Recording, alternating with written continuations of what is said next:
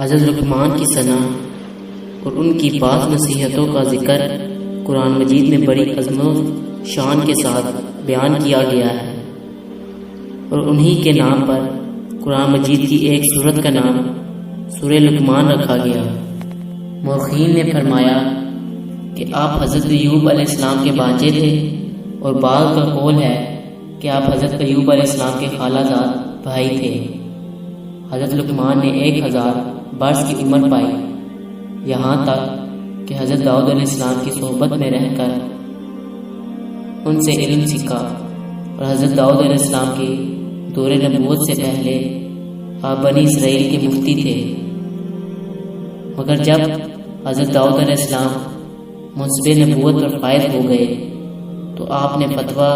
دینا ترک کر دیا، اور بعض کتابوں میں لکھا ہے کہ حضرت لقمان نے فرمایا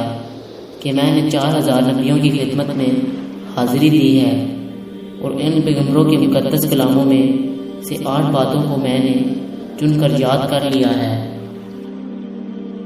جو یہ ہیں: جب تم نماز پڑھو تو اپنے دل کی حفاظت کرو، جب تم کھانا کھاؤ تو اپنے حلق کی حفاظت کرو، جب تم کسی غیر کے مکان میں رہو تو اپنی آنکھوں کی حفاظت کرو، جب تم لوگوں کی مجلس میں رہو تو اپنی زبان کی حفاظت رکھو، اللہ تعالیٰ کو ہمیشہ یاد رکھو، اپنی موت کو ہمیشہ یاد کرتے رہا کرو، اپنے احسانوں کو بھلا دو، دوسروں کے ظلم کو فراموش کر دو۔ بعض کا یہی قول ہے کہ آپ نبی نہیں تھے بلکہ آپ حکیم تھے،